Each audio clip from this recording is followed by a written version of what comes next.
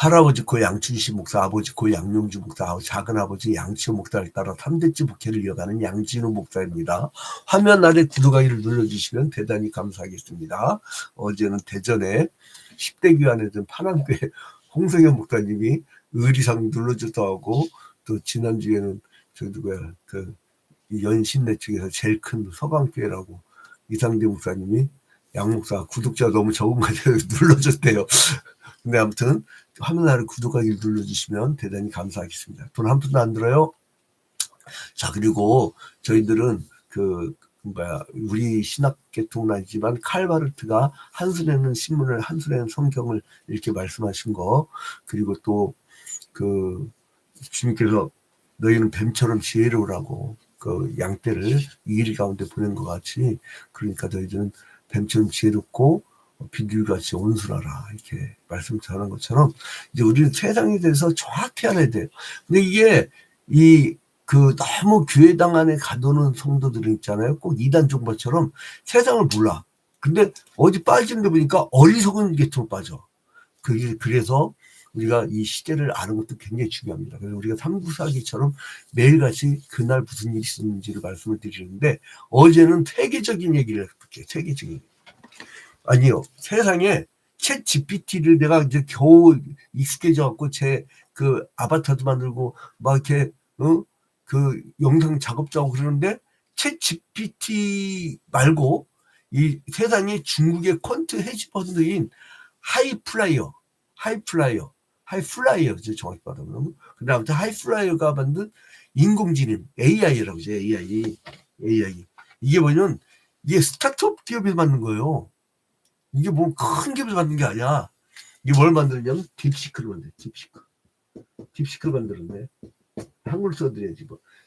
영어로는 딥다고 딥하고 시크 쳤다 이건데. 근데 이 딥시크가요, 챗GPT가 얼마 들었냐면요, 1억 달러 들 때, 1억 달러 개발한 데 1억 달러. 1억 달러면 얼마예요? 우리나라 돈으로 한 1,500여 원? 한 1,500여 원, 1,500억 원. 1,500억 원. 우리나라 돈으로 한 1,500억 원. 엄청난 돈을 들였죠. 근데 이게 딥시크가 개발한 것은 얼마 들었냐면요, 557만 달러래요. 557만 달러. 557만 달러면 우리나라 돈으로 약 78억. 그러니까 20분의 1 수준으로 그렇게 한 거예요. 근데 이게 웃긴 게 뭐냐면 성능이 더 나은 것 같아. 이게 우리 아들이 이제 컴퓨터 전공이었고, 고려대에서 학사석사 박사과정 이렇게 마치고 있는데, 그래서 하필 우리 아들도 AI 계통의 일을 해요. 그래서 조금 약간 기분이 얼짜내더라고. 아무래도 미국과 가까운데. 근데 아무튼 간에 이 오픈 AI를 비롯해서 엔비디아가 고속로 반도체를 상인데 그걸 H100이라고 하더만. H100. 나도 어제 처음 알았어요. 근데 이거를 아주 성능이 저사양인 H800을 갖고 사용을 했어요. 그리고 개발한 거야. 그러니까 뭐냐면 저사양 갖고도 우리가 얼마든지 AI를 만들어낼 수 있고 활용할 수 있다는 얘기예요. 쉽게 얘기하면 아직부터 쉽게 얘기할게요. 머리 아프지 않게. 이제 근데 아무튼 그런데 이걸 대응하는 게 뭐냐면, 나 우리 한국 정부 큰일 났어요. 우리 한국 정부에서 공식 발표를 하는데, 어제 개인정보보호위원회에서요, 뭐라냐면, 여기 개인정보가 유출되나? 이게 뭐가 문제있나? 그러니까 이게 뭘 배울 생각 않고, 이게 단속권? 그런 개념인데요. 근데 삼성전자 역시 확실히 많이 다르더라고. 이게 뭐냐면, 기회다. 시장의 기회다. 왜냐면, 거기에 맞는 반도체를 개발할 수 있는 아주 기회다. 그러니까 이게 관점이 다르더만. 그러니까 이게 정보 관련해서 참 문제가 있어. 근데 아무튼 간에 이 말씀을 왜 드렸냐 하면, 이 시대 보면은 이 사이에는요, 무슨 일이 벌어지냐면요, 이거 달러화 중심의 경제예요. 여기에는 위안화 중심의 경제고, 이거를 이제 G7 중심으로 움직이다고 하잖아요. 이거를 뭐라 그럽니까? 새로운 블록이 생겨가지고, 이 사람들이 이제 두 블록, 그러니까 그 내면은 그거 갖고 싸우는 거야, 사실은. 그러니까 이게 사실은 그러니까 이 우리가 이제 에스겔에서 볼 수 있는 게 뭐냐면은 이 세상 사람들이 눈에 보이는 거 갖고 싸워. 이제 그 아수르하고 바벨론 싸우다가 바벨론 이기고 그러잖아. 눈에 보이는 이권 때문에 싸우는 거예요. 결국 알고 보면은 배후에는 돈 버는 거야, 돈 버는 거. 근데 이제 하나님께서는요, 그 어떤 역사 현장에서 우리를 영적인 세계로 이끄는데요. 여러분 잘 보세요. 이제 그 북이스라엘 망하고 남유다가 망하고 그 다음에 이 에스겔이 바벨론 포로로 끌려간단 말이죠. 근데 지금부터 한 2500여 년 전 일이에요. 근데 바벨론 포로로 끌려가는데 이 사람이 바벨론 포로로 끌려갔으면 서로 간에 막 이 애국과 아수르와 바벨론 막았던 이런 이권 다툼 나스 망했고 이제 그런 이권 다툼이라든가 그런 세상에 있는 거 아니에요. 그리고 남유다는 포로 생활하고 남의 종살이하고 식민지 생활이하고 근데 그런 관계가 아니라 하나님은 에스겔을 어떻게 되냐면 환상 중에 이상 중에 여기 예루살렘 성전을 옮겨놔. 뭐 이상 중에 옮겨놨다는 건 그 양자역학으로 순간 이동이 되는 것도 아니고 뭐 뭔지 모르겠어요. 나 모르겠어, 솔직히. 이상 중에 바탕하는데, 그러니까 이게 굉장히 또 그래가지고 성전을 그려내요. 이제 40장부터 48장까지는 이제 너희들을 내가 너희의 범죄로 말미암아 멸망시켰지만 다시 너희를 살리리라 해놓고 성전을 회복에 대해서 이야기를 하는데 여기서 보면요.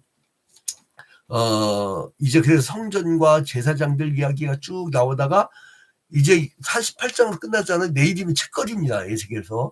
근데 이 에스겔서 47장에서는 무엇을 얘기하냐면은요. 이 성전이 문이 있었잖아요. 성전문이 있었는데 이 성전이 이렇게 있을 때에 여기에 이제 문이 있었잖아요. 이 문이 있었는데 이 문에서 뭐가 이렇게 흘러나와. 그게 물이에요. 물. 그래서 이제는 성전부터 이 물이 막 나와가지고 조그맣게 나오다가 하나의 큰 강을 이루고 마침내 바다를 이뤄갖고 만물을 소성케 하는 은혜의 바다에 관한 내용을 소개하고 있습니다. 그래서 이제 그 끝부분에서 또 그것을 중심으로 해서 땅을 또 분배를 해. 아니 땅을 언제 분배했죠? 옛날에 출애굽을 해갖고 애국 땅에서 출애굽을 해갖고 그 광야길 걷고 이 가나안 땅에 처음 입성할 때 그때의 땅을 분배했었잖아요. 근데 그 후에 앞으로 구약에는 혈통적 이스라엘, 구약의 혈통적 이스라엘을 신약 시대 때 예수 그리스도께서 재림하실 때에 그때 새롭게 재편할 거라는. 그러니까 이거 구약은 뭐냐면 그 육적 이스라엘, 혈통적. 근데 신약은 영적 이스라엘이에요. 영적 이스라엘. 그죠? 혈통 중심이죠. 근데 이거는 뭐예요? 모든 이방인에게, 만민에게. 이게 완전히 다른 관점으로 넘어오는 거죠. 발전한 것이죠. 근데 문지방 밑에서 흘러나온 강이 이제 죽음의 바다인 사해까지 막 흘러가요. 그러니까 여기서 막 흘러가는데 어디로 가냐? 염해는요, 사람이 소금기가 얼마나 많으면 거기에 누우벽이 둥둥 뜬대요. 나도 가서 한번 누워보고 싶은데 갈 기회가 없네, 목회를 하니까. 아무튼 간에 사람들이 이제 목회를 어떤 사람은 대충 그냥 자기 교회만 관리하고 이렇게 끝나는 목회가 있고 전방위적으로 이게 막 왜냐면 하나님의 나라가 어디 우리 교회당 안에만 있다라고 보지 않고 그 전 지구적 그 사역이라는 어떤 관점을 갖고 있기 때문에 저희 모토는 세계를 내 가슴 품에 이겁니다. 그러니까 이제 오지랖 넓지. 오늘도 아침에 그 우리 교회에 지금 28년 동안 연탄 봉사하는데 큰 도움을 줬던 그 팀에게 난 또 거기 가서 그 봉사를 해야 돼. 왜냐면 품앗이야. 내가 가지면 또 내년에 또 도와줘요. 그래서 이제 이 추위에 가갖고 나는 혈관이 약해가지고 조금만 추운 데 있으면 손이 아주 막 꽁꽁하는데 할 수 없이 어떻게 몸으로 떼어야지. 불교 용어로 몸보시해. 아무튼 간에 이제 성전 문지방에서 이 흘러나온 이 물이 이렇게 쭉쭉쭉 흘러가지고 이제 연매로 가는 거예요. 그러면 그 연매가 어떻게 되냐면 거기는 물고기 살 수 없잖아요. 죽음의 물이 이제는 무생물까지도 살리는 능력의 그런 강이 되는 거예요. 이건 뭐냐면 신약의 예수 그리스도가 예수 그리스도가 이 땅에 오셔서 살아가는 걸 의미합니다. 예수 그리스도. 그래서 이거는 신약을 실체라고 그래요. 그래서 구약에서 지금 이거 에스겔이 그 예언하는 게 뭐냐면 이거는 예표라고 예표 혹은 그림자. 이 구약은 예표요 그림자죠. 근데 이 예수 그리스도를 바라보는 거예요 항상. 그러니까 우리가 성경을 읽을 때 구약을 읽더라도 예수 그리스도를 놓쳐버리면요 그거는 성경을 헛보는 거예요. 그래서 이제 아무튼 이제 죽을 수밖에 없었던 우리들을 예수 그리스도께서 생명수 강가로 우리를 옮겨주신 거예요. 그래서 이제 성전에 흐르는 생명수에 대한 환상은 바로 예수를 내다본 것이다. 근데 이게 여기서 뭐냐면 성전 문지방에서 흘러나오는 거예요. 그러니까 생명수 강에 대한 환상을 기록했는데 아구야. 저보고 이렇게 말이 느리다고 충청도 사람이냐고 그래서 그 말이 느리다고 그래서 좀 빨리 하려고 했는데 아구가 그래. 내 스타일로 할게요. 근데 아무튼 간에 땅에 생명을 주는 이 강물을 막 묘사를 합니다. 그리고 이제 13절부터는요, 그러니까 이게 1절부터 12절까지 나와요. 근데 13절부터 23절까지는 땅의 경계, 이스라엘 12지파에 대한 그 땅 분배를 소개하고 있는데, 이제 그 지파들의 위치가 아주 정확하게 소개되고 있죠. 그러니까 이렇게, 그러니까 1절부터 12절, 그리고 1절부터 12절, 에스겔 47장은 1절부터 12절은 물, 생명수 물, 그리고 13절부터 23절은 이제는 지파별 분배, 땅 분배. 요게 딱 나뉘어지는 거예요. 자, 근데 이 물은요, 여러분, 사람 몸은 70% 물로 이루어져 있어요. 그래서 사람이 하루 살 때 이 물을 한 2리터 정도의 물을 반드시 먹어야 되는데, 왜냐하면 이 정도 빠져나간다는 거예요. 여름철에 더 빠지겠죠? 그래서 이게 보충이 안 되면 일찍 늙어.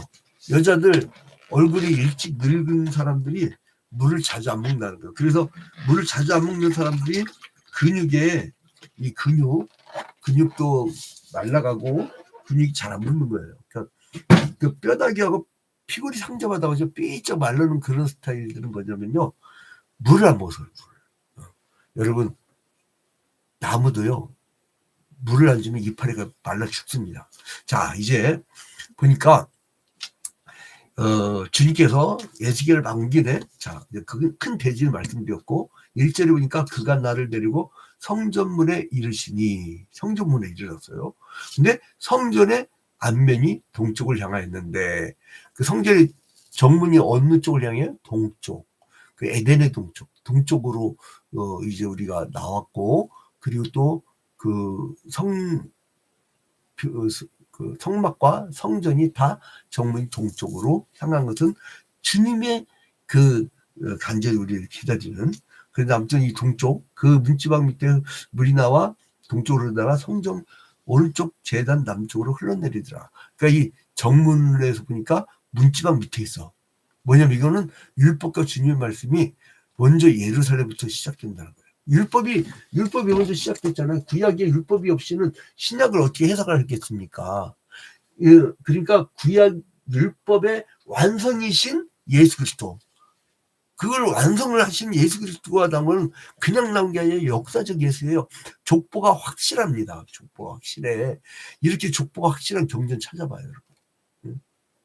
자, 근데 아무튼 율법과 주님의 말씀이 먼저 예루살렘부터 시작된다는 것을 말씀하고 있고, 그래서 이제 나중에 이제 신약적으로 얘기하면은요, 예수 그리스도께서 승천하시고 나중에 보혜사 성령이 사도들 위에 막 부어지잖아요. 그래서 그 은사를 받아가지고 이 복음을 모든 나라에 막 전하잖아요. 이제 그러한 것을 상징적으로 보여주고 계십니다. 이제 에스겔 선지자가 어디로부터 가냐면 성전 안에 이렇게 들어갔었잖아요. 그 나오면서 이제는 성전의 현관까지 옮겨져요. 성전 현관, 그죠? 현관. 성전문에 이르시니 1절 그가 나를 데리고 성전문에 이르시니 현관까지가. 그래서 이제는 에스겔은 문지방 밑에서 흘러나와 동으로 막 흐르다가 제단 남쪽을 통해서, 이게 한번 그림을 그려봅시다. 이거 성경 읽을 때 이 그림 재밌어요. 봐봐요. 그가 나를 데리고 성전문에 이르시니, 성전문에 이르시니, 성전의 앞면이 동쪽을 향하였는데 동쪽을 향하였는데 그 문지방 밑에서 물이 나와. 문지방 밑에 물이 나와요. 이렇게 물이 나와 동쪽으로 흐르다가 성전 오른쪽 제단 남쪽으로 흘러내리더라. 남쪽으로 흘러내리더라. 이렇게 하면 이렇게 딱 정리됐어요. 자, 근데 이게 다시 동문 남쪽으로 간다고 그래요. 2절에 보니까 그가 또 나를 데리고 북문으로 나가서, 이 북문으로 나갔어요. 이제 여기에 1번, 2번 어디로 갔어요? 북문으로 가서, 그죠? 북문으로 가서, 북문으로 가서 바깥길로 꺾여 동쪽을 향한 바깥문에 이르시기로 본즉 물이 그 오른쪽으로 쓰며 나오더라. 이제 북문에서 이렇게 동문 남쪽 이렇게 다시 이렇게 가네. 그죠? 이게 2절 됐죠? 자, 그래서 그게 물이 막 흘러가는 모습을 보여줘요. 근데 문에서부터 이제 1900되는 지점에, 자, 이제 자, 봐봐요.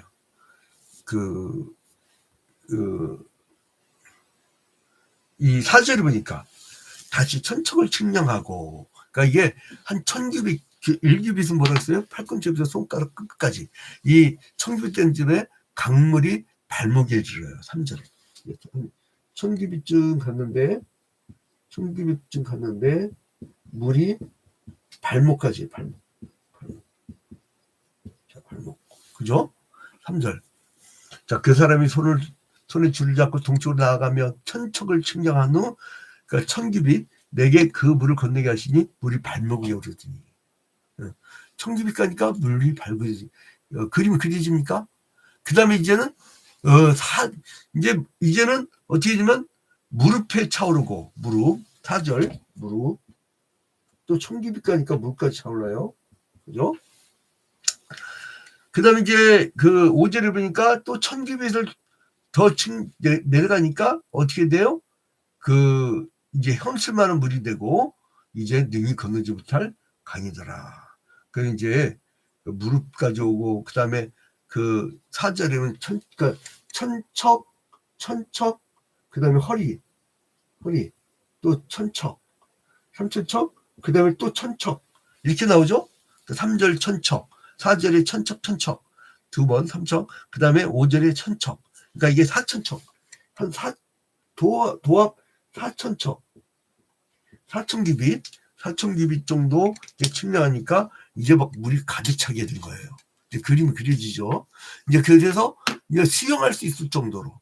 그러니까 완전히니까 처음에는 은혜가 조금씩 들어와요. 그러다가 막 나중에는 성령이 나를 장악하는 거야. 그거 막 은혜 받아 쓰게 이제는 그 하나님의 은혜 속에 사는 거야. 내가 사는 게 아니고, 내 안에 내가 사는 게 아니고 주님이 내 안에 사셔. 그래서 이제 어떻게 됩니까? 강변에는 막 은혜의 강이 넘치는 곳에서는 7절에 보니까 내가 돌아가니 강 좌우편에 나무가 힘이 많더라. 뭐 물이 많으니까 나무가 어떻다고요? 아까 사람도 하루에 2리터 물 먹어야 된다고 했죠. 식물도 물을 먹지 아니하면 이 식물도 고사됩니다. 근데 이 물이 많으니까 어떻게 돼요? 나무들이 울창하대. 7절에. 여러분, 은혜가 넘치면요, 주변 사람도 기쁘고 좋은 일도 있고 이런 어떤 그 아름다운 삶이 되는 거예요. 내가 나하고 좀 다르다고 해서 저 인간을 싹 쓸어버리라고 아주 그냥 소거해버리고 그냥 다 사살해버리고 이래버리면요, 사람이 누가붙어요. 은혜가 넘쳐야 되는 거죠. 그래서 우리 그리스도인들은요, 사람이 자꾸 붙어야 돼요. 그런데 여기 12절에 보니까 매달 새 실과를 또 맺네. 그 입사님들이 약재류가 되는데요. 12절 봐봐요. 12절. 강 좌우가에 있는 각종 먹을 과실나무가 자라서 그 잎이 시들지 아니하며 열매가 끊이지 아니하고 달마다 새 열매를 맺으리니 그 물이 성소를 통하여 나옵니다. 그 열매는 먹을 만하고 그 잎사귀는 약재류가 되리라. 내 친구 하나가 충남에서 큰 교회 부임에 가 있는데, 그 친구가 과선하는 사람들이 많아갖고, 이 에스겔 47장 12절을 한다는 거예요. 근데 이거를 세 가지를 많이 배웠는데, 그 잎사귀가 뭐예요? 이제는 약재료가 된다는 거예요. 약이 된다는 거예요. 죽은 자를 먹였더니 살리고요. 건강해지고요. 그리고 이제는 사람과 관계를 끊고 론리니스, 외로움증에 빠진 우리나라 대한민국의 청년들이 40%가 론리니스라고 하잖아요. 그런데 그 가운데 그 사람들한테 약재료가 된다는 거예요. 새로운 약재료가. 그래서 이제 이 아카바 그 만까지는 요단계곡의 저지대 연장선, 그러니까 아라바까지 내려가. 아라바까지. 이게 뭐예요? 이제 이쪽 방향이죠. 사해. 그러니까 사해라고 않더라고 성경은. 주님은 주로 여매라고 얘기를 해요. 주로. 근데 아무튼 이제 사람들 사해 바다로 더 알려져 있는데 데드시라고 하죠. 그 지도상에 보니까. 그래서 이제 바다의 썩은 물을 이제 소속케 하고. 자, 8절을 보니까. 그가 내게 이르시되 이 물이 동쪽으로 향하여 흘러 아라바로 내려가서 바다에 이르리니 이 흘러내리는 물로 그 바다의 물이 되살아나리라. 야, 다시 소성케 한다는 거예요. 그리고 이제는 이쪽으로 자꾸 이렇게 가는 게 뭐냐면요. 사람들은 바다에 그 리바이어던, 그러니까 이 악마의 그 대장이 나온다고 생각하는 거예요. 그래서 사람들이 바다 그러면 이 고대 근동 지방 사람들은 공포의 대상. 이제 주로 이제 강가에 흩어져 살죠. 우리 사람들 보면 바닷가 보면 너무 좋아하잖아요. 바닷가 가면 그냥 거기 고기 잡고 먹고 살잖아요. 이 사람들이 좀 달랐어요. 그래서 그 요단강으로만 같이 지중해 가갖고 고기 잡은 거 별로 없어. 그 예수님의 제자들도 이 갈릴리 호수에서 잡았지 이 지중해 바다로 가는 기록이 별로 없습니다. 근데 아무튼간에 그래서 이제는 이걸 보니까요. 저는 이거를 구속사적으로 성경을 해석하는데 개혁주의 신학을 정통을 배워가지고 이제 계시의 점진성이 나옵니다. 이거 뭐냐면 원시복음에서 메시아를 예언하면서 이제 메시아가 출현하고 재림 때에 이제 땅을 분별해 주겠다 이거예요. 그래서 우리는 청년의 신앙, 아까 허리 차올게 그 청년의 신앙이에요. 물이 이 정도 차오르면 이제 잘 움직이지 못해요. 근데 은혜에 완전히 사로잡히는 거죠. 그러다 이제 성숙한 신앙, 이 물이 막 그 헤엄할 정도로 차게 된다는 거예요. 그 다음에 어떻게 되느냐? 마지막에 주님께서 재림하시면 그 약속의 땅, 하나님의 나라에 우리를 데리고 가서 그때 12지파처럼 우리에게 분별해 주신다는 거예요. 하나님의 뜻에 따라 나누신다는 거예요. 그때는 차별을 두지 않아. 너 잘났다 못났다. 너 뭐 실적 있다 실적 없다. 그걸 나누지 않아. 그러니까 하나님 나라는 점진적으로 확장되어 간다는 것을 말씀하고 있는 거예요. 그래서 이제 우리는 너무나 완전히 드러난 확장된 시기에 우리가 지금 살고 있는데 그래서 은혜의 시대라고 하죠. 은혜의 시대. 헤세드. 하나님의 사랑과 은혜. 그래서 그걸 놓치지 말아야 된다는 거예요.